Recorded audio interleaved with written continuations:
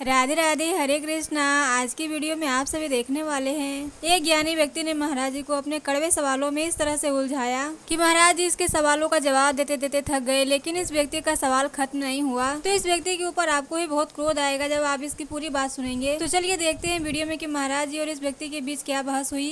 यदि आप महाराज जी किस तरह की वीडियो को रोज देखना चाहते हैं तो आप हमारे चैनल को सब्सक्राइब जरूर करें और वीडियो को लाइक करके उन लोगों के पास जरूर शेयर करें जो महाराज जी को अपना गुरु मानते हैं और उनसे कुछ ज्ञान भरी बातों को सीखना चाहते हैं। तो चलिए आप सभी वीडियो को पूरा देखिए। राधे राधे, हरे कृष्णा। तो कुल मिला के हमारी जो ईश्वर ने डिजाइन किया हमारे पेट को, जठराग्नि को, वो भी शाकाहार को पचाने के लिए डिजाइन किया है। बड़े बड़े डॉक्टर जानकर डॉक्टर भी कहते हैं कि मांसाहार हानिकारक। अभी कोरोना काल में आपने देखा होगा कुंटलों से मुर्गियां बाहर फेंकी गई, अंडे बाहर फेंके गए, क्योंकि उनमें भी संक्रमण की संभावना थी। तो रोटी में कभी संक्रमण हो नहीं सकता, दाल चावल सब्जी रोटी में। मांस में कभी भी खतरा है, संक्रमण के कारण जान जा सकती है, अन्य कारण भी हैं। इसलिए सारी साइंस की तरफ से आप कहो, आध्यात्म की तरफ से कहो, कहीं से परमिशन नहीं है मांस खाने की। महाराज जी, ये जो आपने बताया मैं कुछ कहना चाहता हूँ। जैसे ये जो कुछ आपने तर्क दिए ये साइंटिफिक तरीके से, तो वो साइंस के आधार पे ये असफल हो रहे हैं। कैसे? क्योंकि जैसे आपने कहा कि ये जो हमारे कैनाइन टीथ होते हैं, ये वो शेर के, तो हमारा जो सेट ऑफ टीथ है ना, ये बुवाइन और मतलब फ्लैट भी है और कैनाइन भी है, तो हमारे दोनों हैं। कैनाइन तो हैं, पर उस प्रकार के नुकीले कहाँ जैसे कुत्ते के होते हैं, लेकिन उसको खाने के हिसाब से वो इनफ है, वो जितने भी हैं वो, तो ये दोनों का सेट है। समझो, आप मांस को पका के खाते हैं, हाँ। शेर बिल्ली कच्चा खाते हैं, हाँ। तो मांस को पकाना, अब बताइए किसी के दादाजी मर जाएं, वो दादाजी को पका के खा जाए, सही है? नहीं, इंसानों का तो खैर मना ही है। नहीं, आप अध्ययन कीजिए, बहुत सारे देश ऐसे हैं जहां इंसानों का मांस भी खाया जाता है, बहुत सारे हैं। बहुत सारे देश मिल जाएंगे जहां इंसानों का मांस खाया जाता है। नहीं, उनका तो धर्म भी मना करता है। जैसे कोई बिल्कुल अधर्म पे आ जाए वो तो कुछ भी कर सकता है, आदमी आदमी को जैसे मार देता है, मर्डर कर देता है। लेकिन ये जो है मांसाहार का खाना, जैसे अगर ये अनुचित होता तो फिर ये धर्मों में अलाउड ही क्यों? जैसे हिंदुइज्म में, इस्लाम, क्रिश्चियनिटी और सिखिज्म में। नहीं, हमारे धर्म में तो अलाउ नहीं है, हिंदू में तो अलाउ नहीं है। ये क्या हमारे धर्मों में कहीं भी इसका क्लियर स्टेटमेंट है कि ये मना है, पाप है और ये बिल्कुल नहीं खाना चाहिए? ये लिखो, याद रखो मेरी बात, वेद का वचन बोल रहा हूँ, अहिंसा ही परमो धर्मः। ये वचन समझा आपने? हाँ। पर हित सरिस धर्म नहीं भाई, पर पीड़ा सम नहीं अदमाई, परोपकाराय सताम विभूतया। शास्त्र कहते हैं पर हित सरिस धर्म नहीं भाई, कि हम किसी की हत्या न, अहिंसा ही परमो धर्म। सुना है? अहिंसा के पुजारी का नाम सुना होगा, महात्मा गांधी भी अहिंसा की बात किया करते थे। अहिंसा ही परमो धर्म हमारे धर्म में, इसलिए हमारे यहाँ कुत्ते को रोटी और गाय की रोटी निकाली जाती है। हमारे यहाँ मारने की विधा नहीं रही। हमारे यहाँ जंगल में ऋषि मुनि रहा करते थे तो फल फूल खा के रहते थे। कहीं भी राम जी के वनवास में 14 साल में आप देख लो, कभी राम जी ने मांस का, हाँ, निषाद राज सेवन करता था। हाँ। निषाद जी सेवन करते थे, तो वो जंगली है, राम जी के सेवन का विधान नहीं मिला। वो जंगली लोग खाते, भाई आज भी मैं नहीं खाता, आप में से बहुत लोग खाते होंगे, तो अच्छे बुरे तब भी थे। राम जी ने निषाद को गले लगाया है ना। जब भरत जी गए तो निषाद जी ने मांस भी परोसा था भरत जी के लिए, इसलिए परोसा था कि वो खाते थे। भाई आप जो खाएंगे वो आप परोसेंगे, पर उसमें से मैं वो ग्रहण करूंगा जो मैं खाता हूँ। जैसे मैं भी आपके घर जाता हूँ, आप मुझे समोसा भी परोसते हैं, जलेबी भी परोसते हैं, पोहा भी परोसते हैं, रोटी दाल चावल भी परोसते हैं, बादाम भी रखते हैं, तो मैं एक बादाम उठा के ले लेता हूँ। जो मैं, आपका धर्म है कि आप सब परोसें, मेरा धर्म है कि उसमें से मैं क्या ग्रहण करूं? समुद्र में बहुत सारी चीजें हैं, आपको उससे क्या निकालना है? मगर ये हमारे जो पांडव थे, ये लोग फिर क्यों खाते थे? पांडव कहाँ खाते थे? कहाँ पढ़ लिया आप? ये शास्त्र में ही लिखा है। जैसे कहाँ दिखा दो हमें, लिखा महाभारत में जो कहीं है, नहीं लिखा मेरे भाई। नहीं, अनुशासन पर्व में चैप्टर नंबर 88 में लिखा हुआ है, जिसमें युधिष्ठिर। नहीं, आपके कहने से नहीं होगा, आप लिखित में दिखा दीजिएगा, तो उसको अध्ययन करना पड़ेगा। मैंने किया है वो। आप बताइए, आपके पास फोटो हो सब्जेक्ट की? ये गूगल पे आ जाएगा, चैप्टर नंबर 88 में है, आप निकाल के दे दीजिएगा। इसमें युधिष्ठिर और भीष्म पितामह के बीच में बात है। किसी और संदर्भ में बात कर रहे हो, जैसे हम और आप बात कर रहे हैं, मांस के सब्जेक्ट में बात हो रही है। मैं बता देता हूँ क्या है वो। उसमें युधिष्ठिर धर्मराज थे, उसके बाद भी वो भीष्म पितामह से पूछते हैं कि मुझे यज्ञ नाम है और यज्ञ में पितरों की तृप्ति के लिए क्या देना चाहिए। तो उसमें भीष्म पितामह ने उनको बहुत लंबी लिस्ट बताई है, जिसमें सभी, जैसे रैबिट का मांस, इवन उसमें गाय तक का भी जिक्र है, गैंडे का, राइनोसोरस यानी, और गाय का, और मतलब एक बहुत लंबी लिस्ट बताई है उन्होंने। कहा अगर आप ये अर्पण करते हो, जैसे रैबिट अर्पण किया तो आप 1 साल के लिए तृप्त कर सकते हो, और गाय की तो 6 साल के लिए, राइनोसोरस किया तो 12 साल के लिए। समझ गया मैं। मनुस्मृति में भी कुछ ऐसी बातें लिखी हैं, पर वो किस संदर्भ में, समझो क्या होता है। शास्त्र के बहुत सारे अर्थ होते हैं, जैसे हम लोग आपस में बात करते हैं ना, एक अर्थ होता है व्यंगात्मक, समझ रहे हैं? हाँ।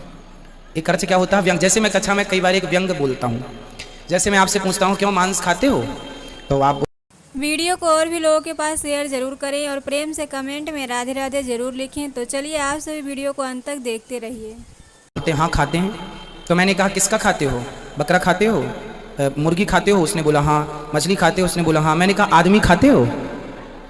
ये क्या है, ये क्या हो गया, बोल दो। हाँ, व्यंग्य हो गया ये व्यंग, वो खाता नहीं है आदमी, मुझे पता है ये बात कि वो आदमी नहीं खाता होगा, लेकिन मैंने व्यंग किया कि क्यों भाई जब तुम मछली खा सकते हो तो दादा, अभी मैंने आपसे क्या बोला, दादाजी मर जाए तो मार के पका के खा लेना, ये भी एक व्यंग है। हाँ। आप खाएंगे नहीं पर आप अंडा खाते होंगे तो मैं व्यंग कर रहा हूँ कि जब आप अंडा खा सकते हैं तो दादाजी को भी खा जाना, ये एक व्यंगात्मक बात है। तो भीष्म पितामह जी धर्मराज युधिष्ठिर को ये व्यंगात्मक कह रहे हैं, भाई हंसी मजाक तो होती है, व्यंगात्मक। अच्छा एक काम करना, गैंडे का मांस चढ़ा देना, और क्या है ना, और क्या ले आना। भाई आप हंसी मजाक करते हैं कि नहीं, शास्त्रों में हंसी मजाक की बातें भी तो लिखी हैं। भाई रावण ने जो कहा वो भी लिखा है, विभीषण ने जो कहा वो भी लिखा है, शूर्पणखा ने कहा राम जी तुम बहुत सुंदर हो, ये भी तो लिखा है। तो सब कुछ लिखा होता है शास्त्रों में, लेकिन ये समझना है कि हमें उससे क्या ग्रहण करना है। भाई आपके घर में रसोई में बहुत सारा सामान पड़ा है, आप सब तो नहीं खाते, जो खाने योग्य आपकी माँ ने बना दिया है सबको मिला के वो ग्रहण कर लेते हैं। उसी तरह शास्त्रों में बहुत कुछ है। भाई समुद्र में सारी आभूषण है, सब कुछ है, मतलब समुद्र मंथन के समय सब निकला था, उसमें से जहर भी निकला था और अमृत भी निकला था, उसी से निकला था, उन्हीं के द्वारा निकला था। अब क्या ग्रहण करना है, अमृत ग्रहण किया, जहर को ग्रहण नहीं किया। तो शास्त्रों में दोनों है, अमृत भी है जहर भी है। अब वो तो व्यंगात्मक, देखो शास्त्रों की ये अर्थ समझना पड़ेगा, ये व्यंगात्मक अर्थ है। अच्छा गांडे का पका लेना, हाँ। तो अब युधिष्ठिर जी पूछ रहे हैं पितामह बताओ पूर्वजों को क्या खिलाएं, कौन सा तृप्ति कैसे होगी, मांस खिलाएं कि सात्विक खिलाएं? तो अच्छा एक काम करना, गैंडे की पका लेना। पहले ऐसी बातें करके बाद में आए नहीं पगले, बादाम का और आटे का और ये चावल का करना, पहले मजाक कर लिया फिर विषय पे आ गए। तो ये बोलने का ढंग है, हम लोग मजाक करते हैं आपसे, आप हमसे करते हैं, तो क्या वहां पे व्यंगात्मक बातें नहीं रही होंगी, व्यंग के बाण छोड़े जाते थे। अब आपको ये अर्थ नहीं लगाना अरे ये कह रहे हैं कि ये गाय का भी मांस उन्होंने पका के खाया ना जी, धर्मराज युधिष्ठिर धर्मराज है, उनसे अधर्म कैसे हो जाएगा? हाँ, इसीलिए पूछा था मैंने। वो व्यंगात्मक अर्थ है मेरे भाई, शास्त्रों के अर्थों को तब समझ में आएगा जब आप गुरु चरणों में बैठेंगे, वरना अर्थ का अनर्थ ही हो जाएगा। महाराज आपने एक और बात कही थी, जैसे ये जीभ से चाटने वाली कही थी, तो ये हम इंसान, आपने कहा हम मुख से खाते हैं, नहीं पानी की पीने की बात, पानी का, हाँ सॉरी। तो लेकिन ये ऐसा है, हम पानी को जीभ से भी पी सकते हैं, लेकिन हम दोनों तरीके से कर सकते हैं। लेकिन अगर हमने जीभ से पिया तो उसमें टाइम ज्यादा लगेगा। तो आप में से कोई पीता है जीभ से पानी? हाँ नहीं, क्योंकि उसमें टाइम ज्यादा लगेगा तो क्यों पिए हम, इसलिए हम होठों से ही उसको कर लेते जैसे। लेकिन मनुष्य के अंदर वो क्षमता दोनों है, जैसे कि अगर हम 4 हाथों के बल चलते हैं। भाई देखो क्षमता तो है तब ना आदमी मांस खा रहा है, भाई क्षमता तो है तब तो मांस खा रहा है। पर सवाल मेरा फिर आपसे कि क्षमता है, अब मेरी क्षमता तो, अब आप यदि अपने दादाजी का मांस खा जाए तो आपके पेट में तो दादाजी के मांस को पचाने की भी क्षमता है, बोलो हाँ या ना? जब सुअर का पचा लेते हो, जब हाथी कुत्ते का पचा लेते हो, मुर्गी पचा लेते हो, तो दादाजी का मांस नहीं पचेगा आपके पेट, आपका पेट मना नहीं कर सकता, नहीं जी ये मेरे दादाजी का नहीं। उसी तरह मेरे भाई पचाने को तो आप कह रहे हैं कि नहीं जीभ से चाट के भी पिए, फिर पचाने को तो आपके दादाजी का मांस आप पचा लोगे, पेट थोड़ी मना करेगा कि नहीं मैं नहीं पचाऊंगा दादाजी का मांस से। तो पचाने को तो आदमी पत्थर पचा लेता है, स्वर्ण भस्म खाता है आदमी, स्वर्ण भस्म पच जाती है। नहीं, ये मैंने पचाने की बात पे नहीं कहा था, बात वही है कि खा सकते हैं। अच्छा, खा तो सकते हैं दादाजी का भी मांस, पर खाना सही है? और महाराज ये और जानना था, पहले मेरे प्रश्न का उत्तर दे दीजिए। हाँ। खा सकते हैं, आप दादाजी का भी मांस खा सकते हैं। नहीं, वो इंसान का तो खैर कहीं किसी भी धर्म में नहीं है कि आप इंसान का खाएं, पर बहुत सारे देशों में खाते हैं मेरे भाई, खाते हैं, गूगल सर्च करना। नहीं फिर वो तो गलत ही है, उसे तो उस पर तो वाद विवाद है ही नहीं, वो तो गलत ही है। जब इंसानों में गलत है तो आप इंसानों का पक्षधर हैं, जानवरों के पक्षधर नहीं है, वो भी उनका भी तो जीवन है, उनकी भी तो जिंदगी है, क्यों आप छीन रहे हैं उनसे जिंदगी? लेकिन ये जीवन शाकाहार में भी है। शाकाहार में है तो दाल खाओ, चावल खाओ, रोटी खाओ, बादाम खाओ। लेकिन जीवन तो इनमें भी है, तो ये पाप नहीं होगा फिर? किन में? शाकाहार में भी।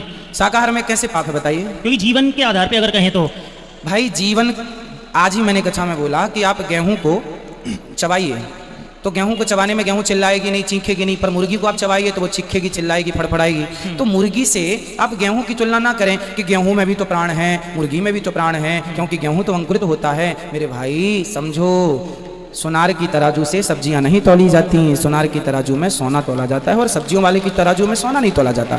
हर एक तराजू से सब नहीं तोला, हर बात को हर एक ही तराजू से मत तोलो कि मांस को आपने गेहूं से तौल के दे दिया कि जी उसमें भी तो प्राण है। नहीं, उसके प्राण हैं पर अलग ढंग से, वो हमारे प्राणों की रक्षा करने के लिए है। गेहूं को हम खाते हैं तो हमारे प्राणों की रक्षा होती है, पर मुर्गी को आप मार डालते हैं, उसके प्राण पहले चले जाते हैं, इसलिए दोनों की तुलना नहीं हो सकती।